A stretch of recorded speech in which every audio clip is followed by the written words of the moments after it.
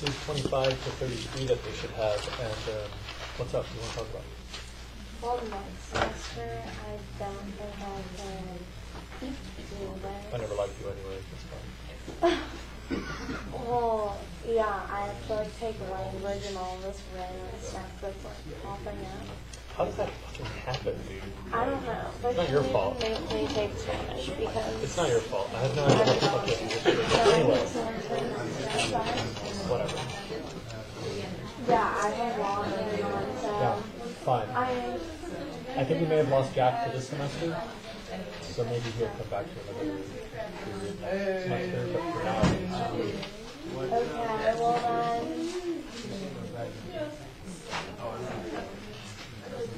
What's another cause? They can't. does this semester change? Malnourishment. It doesn't change.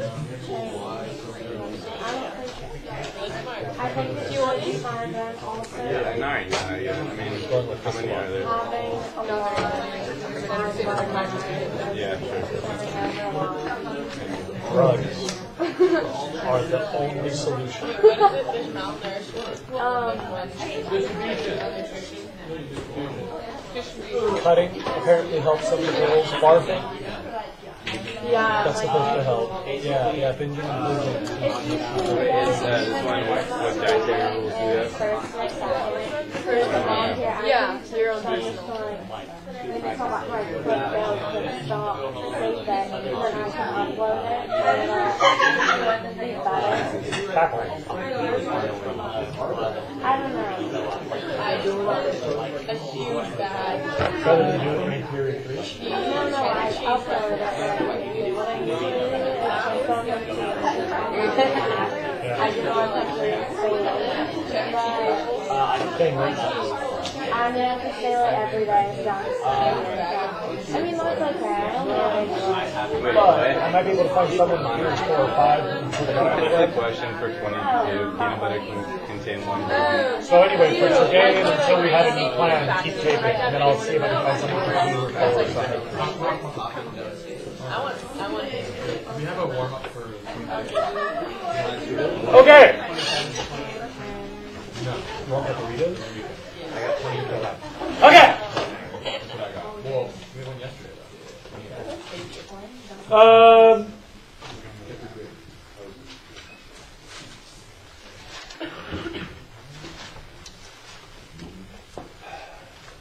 I made a fumble. I don't know if you guys realize this, but I try never to give you overnight homework assignments. That there is no new overnight assignment, but I don't have this paper.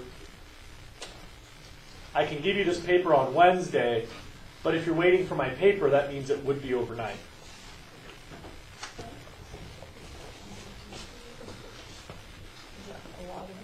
Thank you. Thank you. Dude. They really, really want you there. Why? I don't know. They sent 2 different slips for you. The same period? Yeah, one says at teacher's convenience, and the other one's immediately. Suspended. It means that Did they find out that you sold me a key of cocaine? You didn't hear that, did you? No, I heard that. Okay. I'll give you some if you don't. So I'm sorry about that distraction, but back to me. I try never to give you overnight assignments. There's like a gigantic soil lab prep due on And then Thursday, Yeah. and I can't push it back to Friday because it's a 2-day lab. So we'll have to do the lab on Thursday and on Friday. And so what sucks for you is, you gotta do the, either wait for me to give you the paper tomorrow and then do it tomorrow night because it's due on Thursday, or if you like to do your homework more than 24 hours in advance, you can still do it tonight, but you gotta go to the EDU page and print out the one that's labeled multi-day soil structure and chemistry lab. The link is on the web. You can either do it from the website or download the paper and do it from the paper. You'll have to read on the paper, but you need a ton of directions because it's a 2-day lab. Yeah? So, our homework is the lab or the pre-lab that they want me every day? The pre-lab. So, Like you did before, they're your notes you'll use to run the lab on Thursday and Friday. That's it. Oh, and you gotta bring a big handful of dirt. Really? Yeah. So anyway, when I give you the paper tomorrow, I'll talk about these details, but if you want to get ahead, you'll have to use my website for the information. Raise your hand if you have a question about this. Are there any like formulas? Like that are No, I don't think so. so nothing really. Any other questions about the lab prep? Yeah. You need to make your own procedure so when you come in, you'll know what to do. And I got to warn you, there's a lot of instructions. Like the reason I haven't printed it is it's a packet. It's like 3 pages or 4 pages. So I'm just giving you a heads up that you can wait. I'll give you the packet tomorrow and you can do it overnight. Or you can go on the website today and get a start on whatever you can. Yeah. Wait, so this is another pre-lab? This is another pre-lab. it's the same thing that we did Conceptually, in the sense that you need to write your own directions on paper so you're not using my handout, same concept, yes. But unlike the last one, this is a much more specific procedure.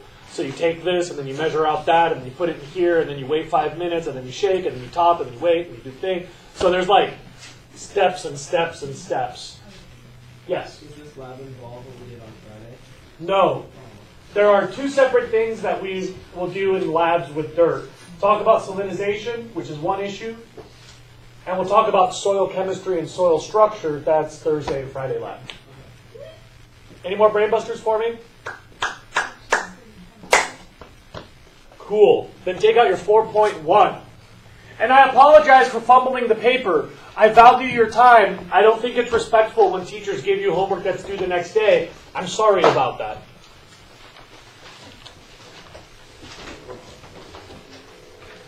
How many of your teachers give you homework that's due the next day? Math, right.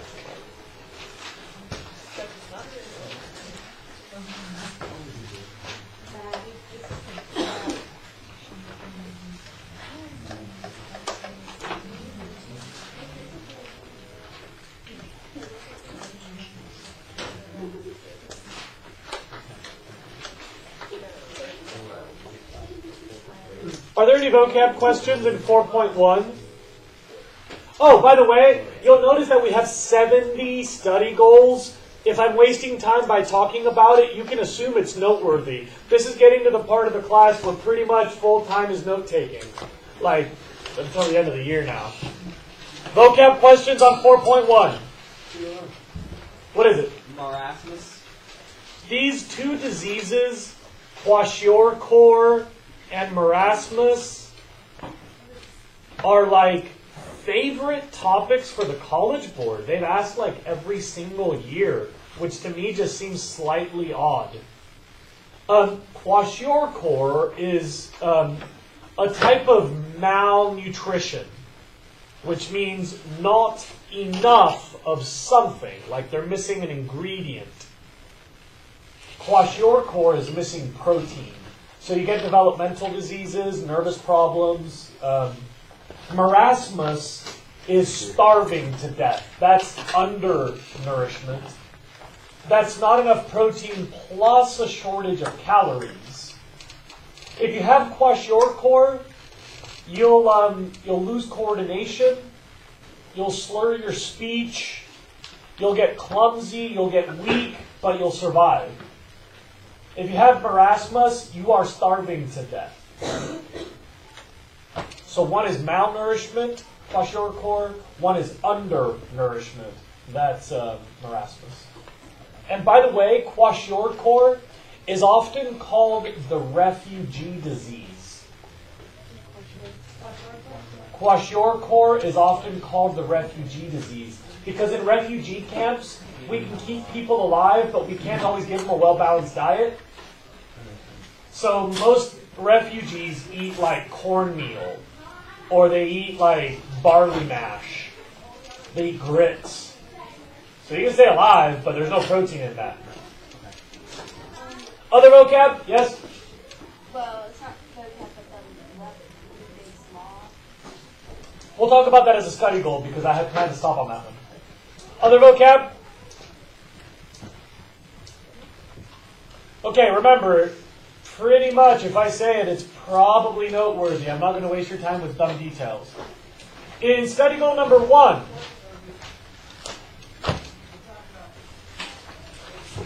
the key problem we have in China is that people are eating higher on the food web, which increases their dietary footprint. Imagine that you're all a village of relatively poor people in a remote part of China. Maybe Hana is a really good hunter, so she will trade you squirrels and ducks and doves in exchange for something. Maybe Kyla is a really good farmer, so she'll trade you some rice. Maybe Gavin is an excellent carpenter, so he'll help you build your house if you give him some duck or some rice. Maybe Rosie is an excellent doctor, so she'll help you deliver your babies. Maybe Will is an excellent seamstress, and he'll sew your wedding dress. I'll have you know I'm very good at sewing, and I resent any implication that that's woman's work. Is that why you're laughing? You're a bad person, sexist. Sewing is kick-ass. Sewing is kick-ass. It's Knitting is macho. cool, too. I sewed my feet. Nice. Yeah, sharp objects. And no jokes, I really do so. I sew all of my climbing equipment and my backpacking gear. I make clothing. Your ropes. No can do, but okay. Now imagine that in your little village, where people don't use a lot of money. Remember, she was trading, he was trading, she was trading. Remember, where an economy is built on trade, all of a sudden we open a factory over by the filing cabinet making iPads for Apple or something. And all of a sudden you come home and you've got like your $4 paycheck for the month. What are you going to do with your $4? We call that development. You are getting richer. If all of you have $4 all of a sudden, we would say your wealth has really climbed. But remember, you're not going to buy a big screen TV because you still have no electricity and you're not interested in TV and there's no cable and you have no place to buy your TV. You're not going to buy a Mercedes because you got no place to drive, no car dealership, and no roads. We need the Mercedes. You're not going to buy fancy clothing. You're not going to buy designer glasses. You're not going to buy stupid electronic trinketry. What every single poor person will buy when they're making more money is better food. You'll probably get a steak. Like globally, the number one people thing do when they get a raise, they go out to a fancy dinner. That's not a coincidence. When we can afford it, we want to eat better. That's across the board. Now that development is most humans, we have economic activity almost any poor part of the planet. China has a rising economic activity. India has rising economic activity. Almost every single country in Africa has rising economic activity. Brazil and Argentina have rising economic activity. All over the world, there's just more money going around. Everybody's eating better. You know, it's going to be 10, 50, 100 years before they all become cell phone consumers. It's going to be 50 or 100 years before they start buying cars, but they start eating better today. With rising global wealth, people want a better diet. And you know what that means? They're going to eat higher on the food web. Maybe you eat chicken, maybe you eat beef, maybe you eat pig, but whatever you eat needs to be fed something. So here's the funny thing. Watch this. As global wealth goes up, global dietary footprint per human goes up. You understand what I mean by that? Dietary footprint? How much dirt it takes to grow your food? All of a sudden, If Hannah replaces one salad with one cheeseburger, her food footprint just exploded because they had to feed a lot of stuff to the beef to make that burger.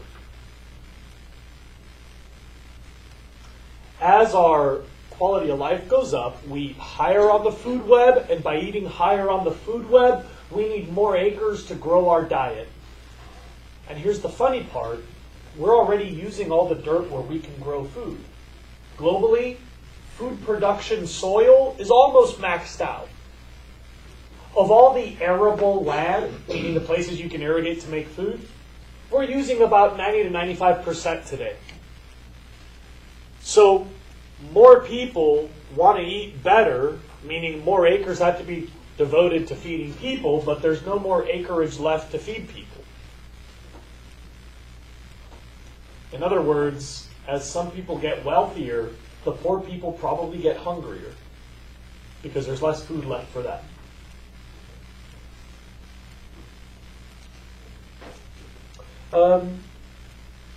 There is actually another issue too. In China in particular, the Chinese have a really broad diet. The Chinese probably have the most ingredients in their diet of any major country. So one issue with China in particular is that people in China eat a lot of stuff that other parts of the world don't eat. And so ecologically, the Chinese diet has kind of a bigger footprint. That may be more sustainable, by the way. I'm not trying to say that's a bad thing. It's just that they have a more diverse diet.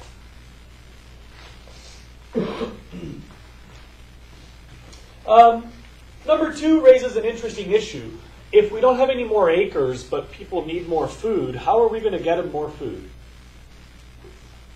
GMCs. Oh, higher density.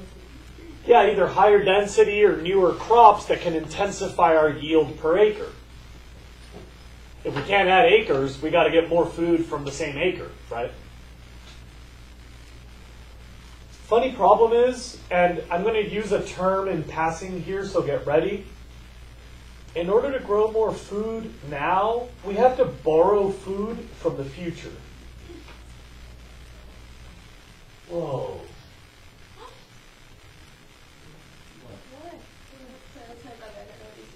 What is he doing here? I have no idea. He's a former student of mine. Did you know that? Yeah.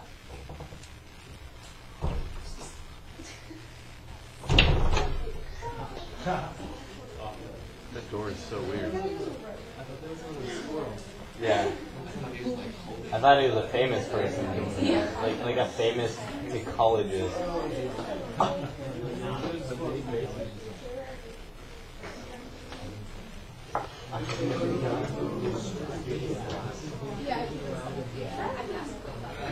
I can just imagine that kid just start running away. Like, oh shit. Or is this just chasing him?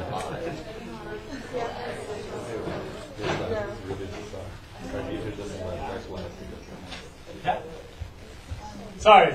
I can just imagine you chasing after him and he's running away. That's pretty much how it worked, yeah, except he came back. Okay. So the funny problem is that in order to get more food per acre, we have to intensify the production in each acre.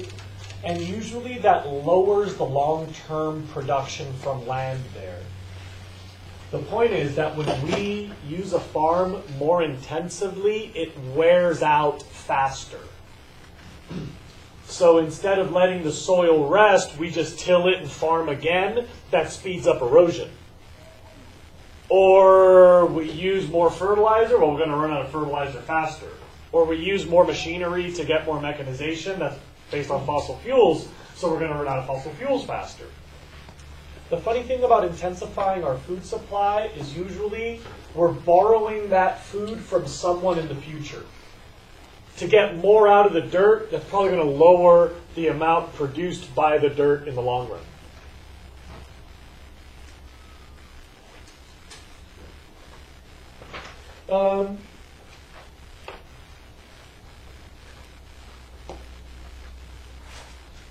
So he works here. That's so crazy. I didn't even know that. Me either. How many skills? I don't think he works Oh my god, the Gill clan is... How many do you have? Like crazy numbers, right? Plus there's like the gills, and then there's like other peripheral gills. Because there's like... Well, anyway, we don't need to get into that. Whatever. A beautiful and proud family, I should add. All good people in my experience so far. So many. Okay.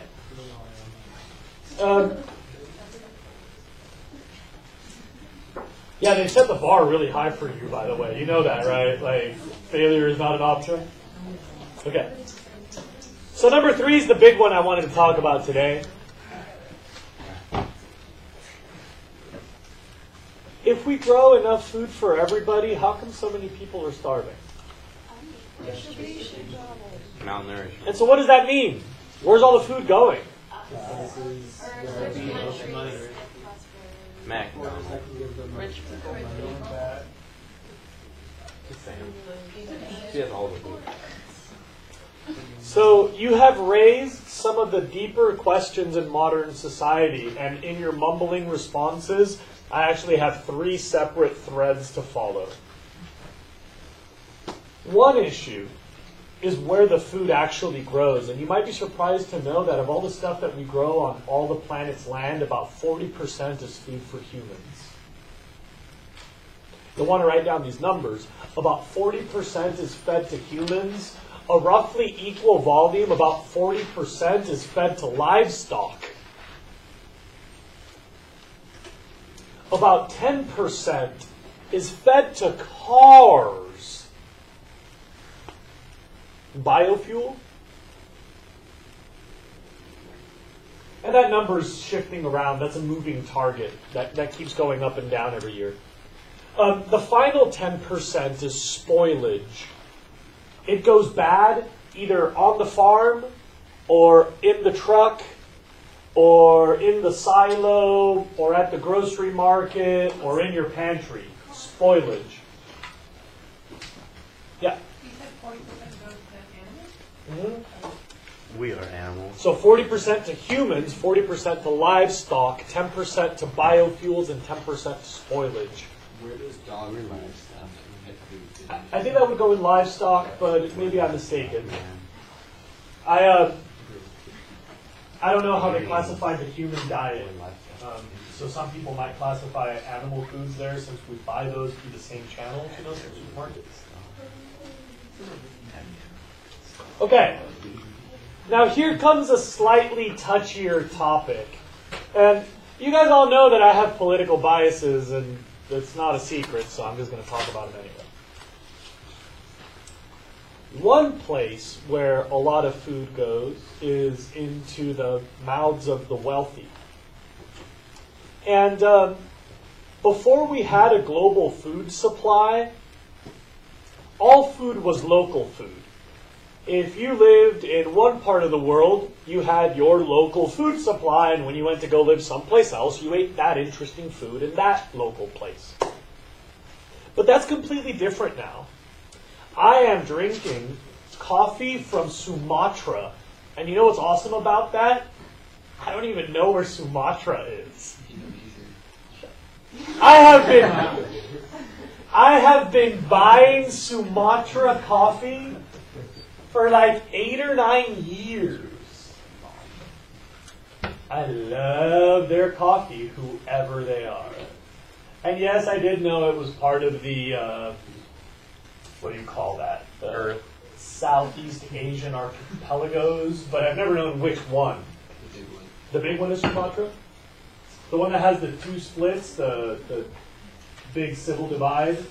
They have the Tamils and the... I think so. Did we resort to global kind of trading because when our population got so big, local foods couldn't support us?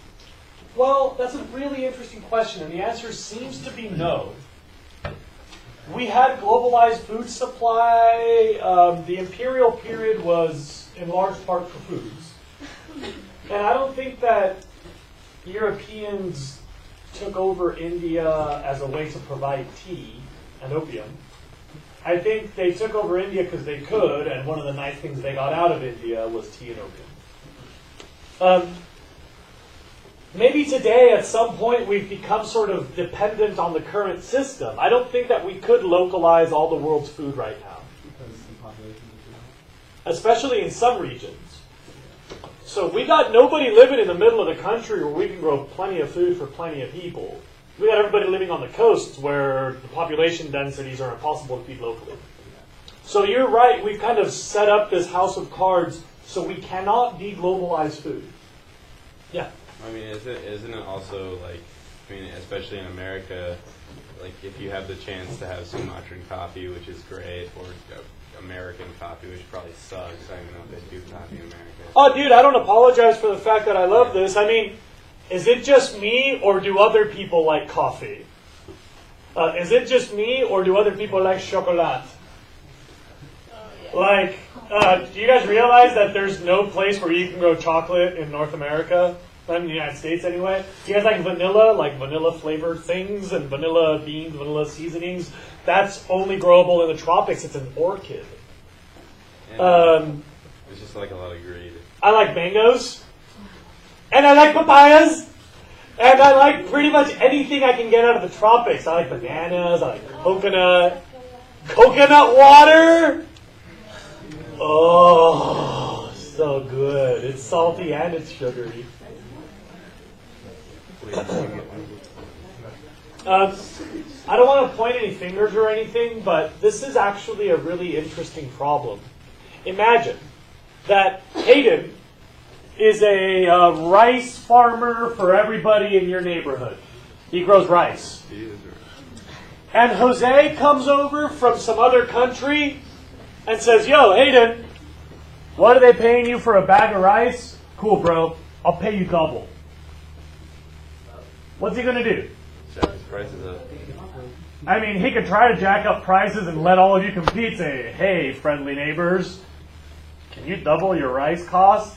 Because if not, I'm going to get rich from that guy with a beard." And so all of you might be able to scramble and double the price of your rice because there's a shopper on the market with more money. But if you can't throw together the cash to buy rice at a higher price, you say, "Sorry, Hayden, we can't afford that." And Hayden goes, "Well, I'm sorry, neighbors. I got to take this opportunity." And the global food supply starves the poor because it forces you to compete with the world's rich. Yeah. Why would somebody want to double what the price already is? Why can't you just buy it? Oh, because if there's more demand in the United States, right, we can afford more money for food because we have more money. Would the rice grower not just charge the normal price? I mean, he'd be an idiot not to get whatever he can. You know, supply and demand? Yeah. If we have the demand, that's going to drive up prices. That's it. That's the only reason. This isn't a logical move on my part to pay him extra money for no reason. I'm trying to pay him extra so he'll ship it over to me. And you understand that if we have enough demand, I can afford more. But his neighborhood cannot afford more. Essentially, the rich are taking the food supply from the poor because we can afford to. Now, there are many ways to avoid this. So his country could impose an export tax, right? So that they pay more money for the stuff shipped out of the country. They could force him to have a certain percentage of his crops stay within the borders. So some countries can deal with this. And I'm not saying that you should feel bad because you're eating globally. I eat globally. But you've got to realize that with the rise in a globalized food system, the poor are kind of left behind because now they're not just competing with their neighbors to set their prices. They're competing with the global price, where a lot of people just have more money they can spend on food. Now imagine, I've gone to all the farmers in the country and told all of them, "I'll pay more for your rice than your country will." You've got a country full of people that can't afford rice anymore. And this is what's happening to most rice-producing countries because China can afford more money for rice and they have more money to eat with. So throughout China, the net import of rice has more than doubled in the last 20 years.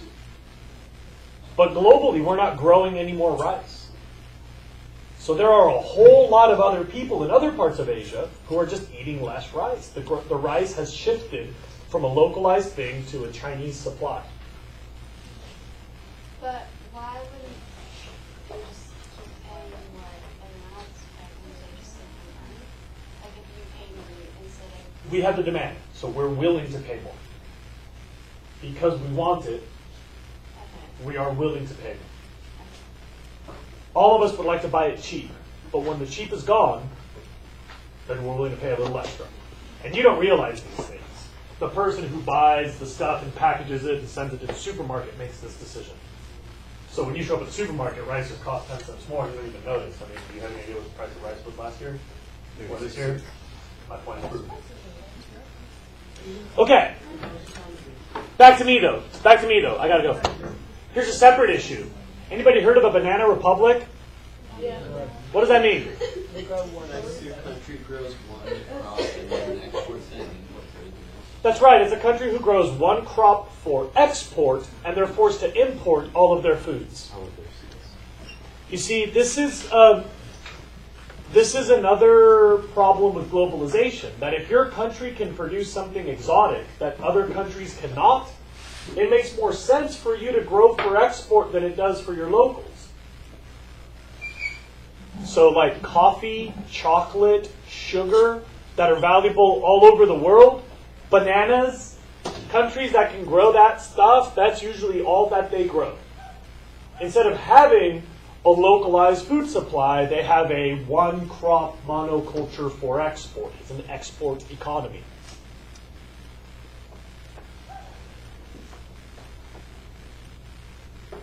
So some of the really big distribution problems are this globalization or delocalization of our food supply. The fact that a lot of people depend on exports, which are really explosive prices. They can go up and down really dramatically depending on the economy of another country. You know, when the U.S. economy goes down, global producers of American luxury goods, they go down too. Because that's our spending that's supporting their economy. It's really dangerous to be a banana republic. Because you're saying, sure, I'll make whatever Americans need. I'm sure Americans will always be able to need the same things. Which is not a good bet. You should know another thing which is really disruptive to the global food supply is warfare. Keep in mind that almost every single war, food shortages are deadlier than weapons. So when you try to count how many Iraqis died during the most recent invasion, remember that those deaths are primarily related to food supply, to a lesser degree sanitation, and way down that list is bullets and explosives and bombs and stuff. But the first victim of a war is always the food supply. So no matter what anybody says, warfare kills the starving and the poor.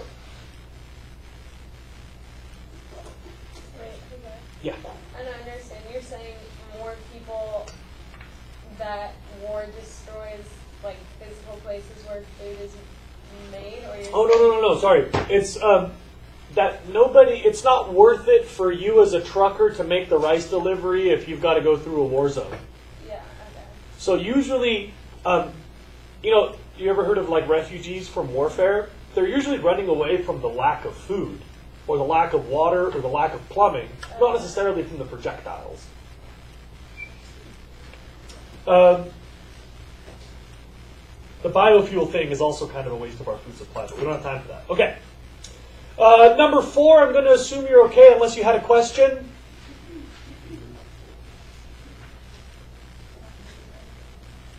Oh, wait. This is 4.1?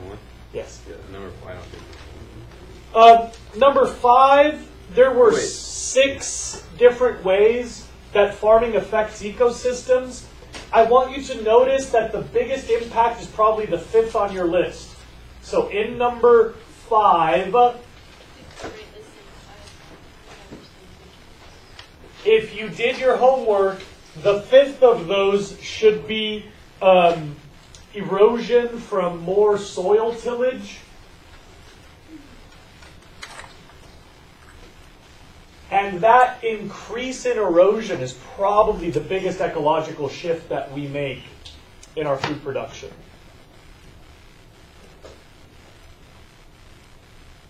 Now, for number 6, I hope I'm not making fun of your family. I want to apologize in advance. Anybody know those people who manage their dietary health by eating different supplements or dietary things in a bottle with pills? I know some people like that. I'm not going to point any fingers. But I've met many people who are like, oh, wow, I don't take that. I must have a shortage of that. I'll buy that bottle. And then they're walking around and they go, oh my God, you can take mushroom concentrates to improve your immune system? I need that. And then they go, oh, wait a minute. You can get a boron supplement? I'm sure I need that. I know a woman who shall remain nameless, mother-in-law, who has a cabinet full of dietary supplements. She does not eat a very healthy diet, but she believes that as long as she opens the right bottle to eat the right pills, she's covering all her bases. And she literally, I'm not exaggerating, makes a bowl of pills in the morning and drinks and eats them all with her coffee while she's doing the crossword puzzle. It's amazing. I mean, like, I'm going to guess 30 to 40 pills a day. No, she eats food. It's just, she takes some medically. Then she takes some for what I would call superstitious reasons. Like she doesn't have a clear diagnosis of a shortage, but she just needs to. And then a lot of them she takes because she just thinks that they're going to bolster her diet. Yeah. What does the doctor think about this? I've never had an opportunity to talk to any of her doctors, and she has a whole medical team, and they don't seem... The way that she reports their opinions, they don't sound like real doctors. So I'm really confused by how that's all... What would a normal doctor say about that kind of diet? There's all sorts of doctors, man. I really don't want to make any conjecture, but to me it just seems kind of sloppy. Now, I don't want to spend my whole day making fun of her, but it's one way to think about things. That you are an empty jar that needs supplements to be balanced. I actually have a totally different way of thinking about this. We evolved to be scavengers. I eat the most diverse diet I can get my hands on. I'm pretty sure I'm covering all my bases in there somewhere. That's my philosophy. These are both philosophies. I don't really need to battle philosophies. But I do want to talk about those extremes. Because in farming, there is the better living through chemistry model. It's called Liebig, or Liebig's law. His theory was that all plants would grow more if you could find their one missing ingredient and give them more fertilizer. So you start with the big 3. Grant, it's going to take me a few minutes to get to your question. You start with the big 3, nitrogen, phosphorus, and potassium. And on top of those, you just find whatever the plant needs most, and you give them that fertilizer, and then you give them the next fertilizer, and then you give them the next fertilizer, and wherever your plant is, there's some fertilizer it doesn't have yet. There must always be some missing piece. So now that you've given them all the boron it needs, well, now what it needs the most is the next bottle. And coincidentally, this is how most of our commercial food supply works. This is how fertilizers are made. This is how hydroponic marijuana is produced. You just find the one missing ingredient at that stage in the plant's growth, and you just feed it from a bottle.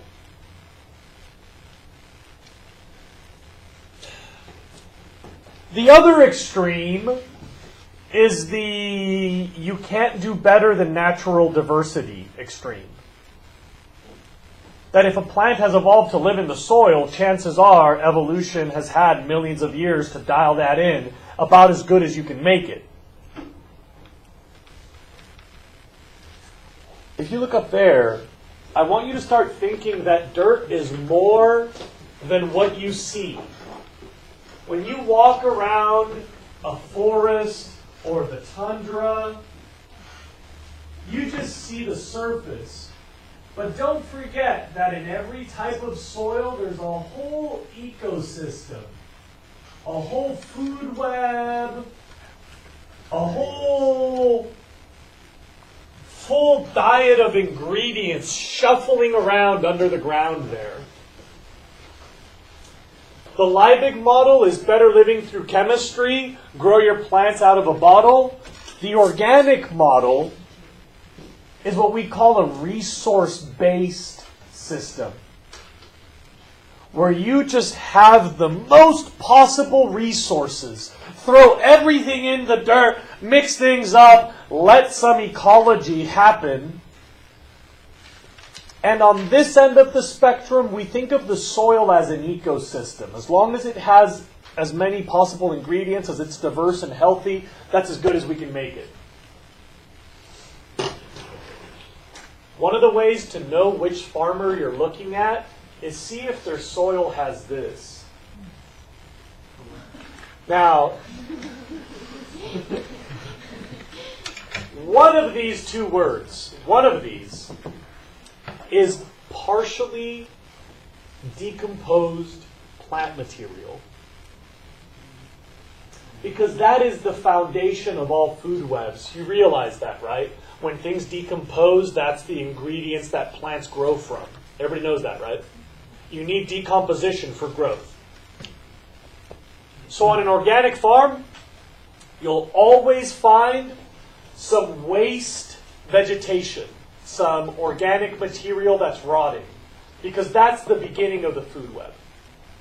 By the way, this is ground garbanzo beans with lemon juice, tahini, garlic, salt. You should add camas to it. Yes, I suppose we can find many words that are confusingly similar. You should know that humus, the one on the left, is the foundation of a healthy soil food web. That goes in number 6. Yeah, that goes at number 6. Now, number 7 I've kind of touched on already. Number 8 I'd like to discuss very quickly because I'm hoping to get all the way to 10 today. Oh, did you have a question, Graham? It just finished. It's not really important. Okay. So, humus is soil. Yes. Most people say that humus, but you can mess it up any way you want. How come you don't like hummus? Hamas is a terrorist. Hummus is a filling snack.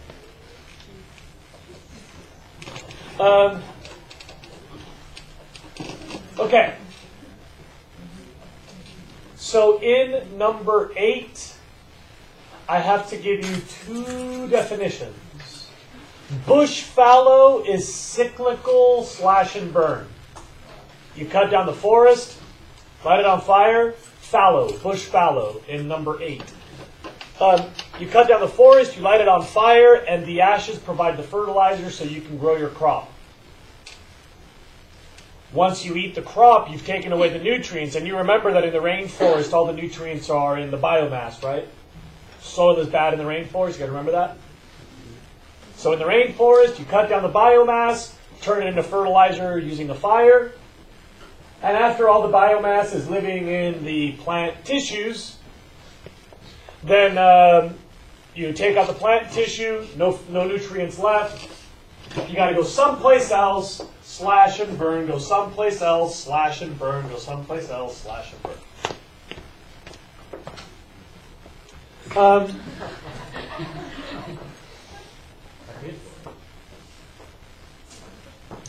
Milpa is what we call wetland agriculture. You plant stuff while there's still water on the ground, and as the water sinks in, those seeds will sprout and the roots will chase the water into the ground. This is the way that Mexican settlers grew corn here on what we now call Milpas Street.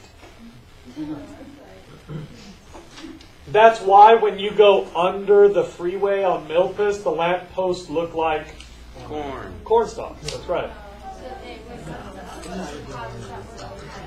That's what it was. So the way it works is,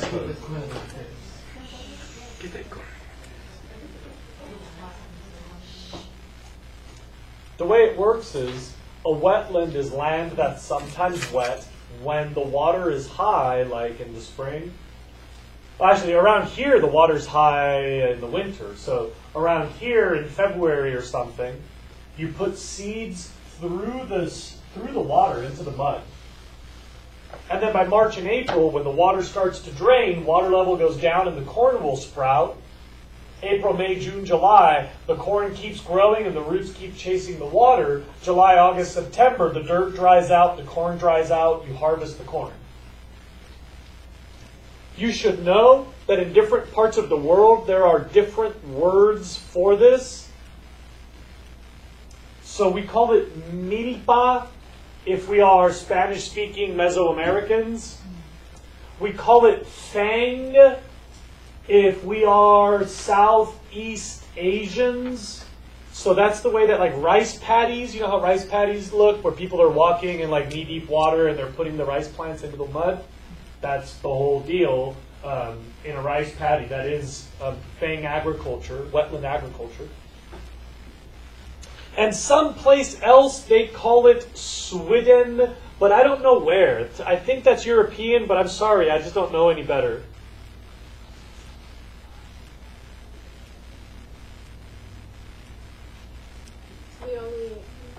So fallow is the one that's different from all of those. So what now? Fallow is the only one that's different from all of those. Like they're all the same except for fallow. Yeah, fallow is one type. Milpa, Swid, and fang are all the same thing. Everybody got that? Okay. Something interesting in number 9.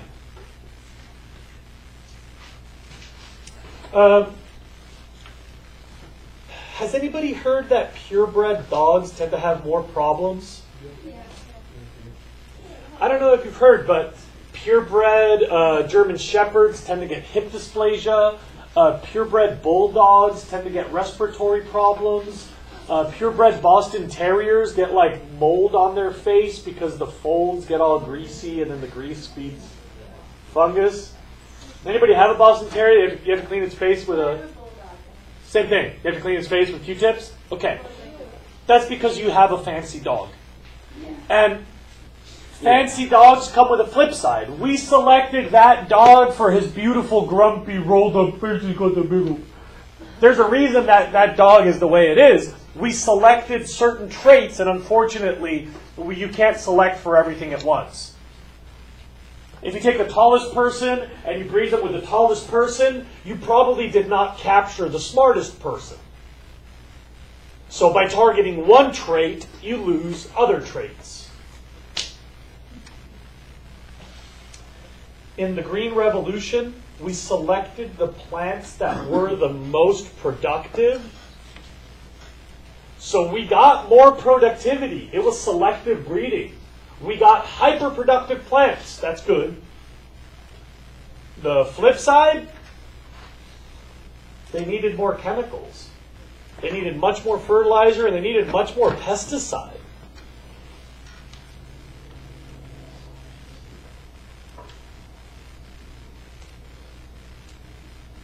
So the Green Revolution was selective breeding of high-yield strains which required more chemistry, more fertilizer, and more pesticides. The good news is you can get more food per acre. The bad news is you got to put more in. That's what I was saying about how we're borrowing from the future. It's not like you get more food per acre for free. You get more food per acre in exchange for more inputs.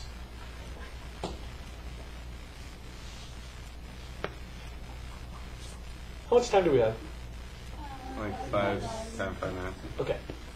The last one I'll get to do today then is number 10. Does everybody know what monoculture means? Culture. Yeah, growing just one thing, one culture. Wouldn't that be a Dominican Republic too? Is that like the goofy name for a monoculture? Say it again, please. Would a banana republic be just like a fun name for a monoculture? Would a kind of, yeah. So that's often a monoculture, but it's more about each individual farm. Right. So it's whether the guy grows bananas plus papayas plus coconut plus mango, or if he just grows bananas. Okay. So a monoculture would just be a specific set of crops. That's right, growing just one crop. And this is the funny thing, kids. Growing a single crop is the most common method in conventional agriculture, but it's kind of a bad idea. It's simpler, and in many ways, it's cheaper, because all you got to do is pay that one guy to go plant the seeds, and then he's done working for you. He's a seasonal worker planting seeds. 2.5 months from now, you hired this one person to spray the chemicals, and then you can fire her. You only needed her for a couple of days to spray the chemicals. And then 2 months later, you send him out to go picking, and then he's done too. It's very cheap. It's very simple. There are, I believe, 3 varieties of potato in all of Idaho. 3 commercial varieties of potato in all of Idaho. There's one variety of potato that grows for more than 250 square miles in Idaho. That's what we mean by monoculture. Now, it's simple, but the flip side is you're just growing one thing, so think about that. It's a giant target for pests. They have horrible bug problems. Because if the bug likes to eat that, where else will they ever need to go? You can never get rid of them because you've just left all their food out with nothing else for any other bug. So it's a giant, easy target for pest. Problem number 2, if you grow the same crop over and over, you're running out of the nutrients needed by that crop. All the potato nutrients went into last year's potatoes. So you're going to need more and more and more fertilizers, because if you're always growing the same single thing, there's always the same soil profile. They always need the same ingredient added. Does that make sense to everybody? So you need more pesticide, you need more fertilizer. And of course, it's more risky. If I could mix my food metaphors, you're putting all your eggs in one basket, so to speak. The farmer is counting on the potato crop working, but if there is a potato blight, they've lost the whole farm. Does that make sense for everybody? It's riskier and requires more chemicals. Giant target for pests, same nutrient profile.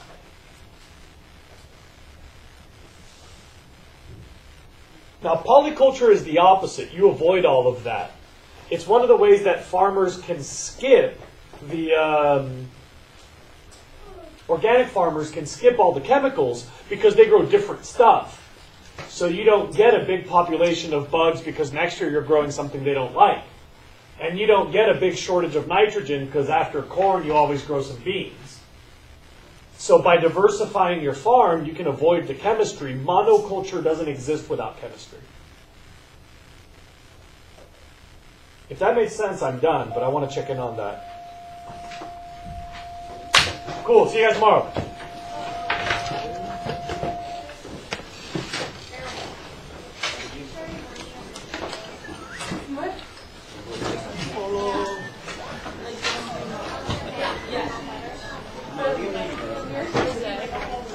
For the Swedish,